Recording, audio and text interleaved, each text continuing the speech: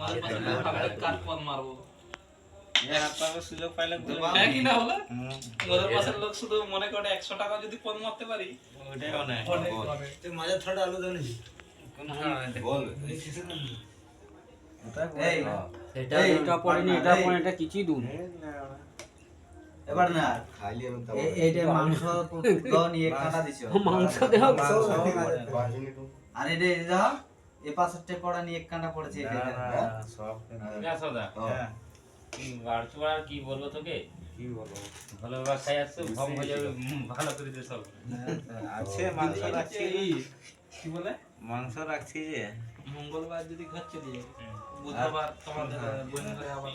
খাওয়া দাওয়া দিয়ে এগালা সব দিয়ে ইয়ে করেছি বড় মাছ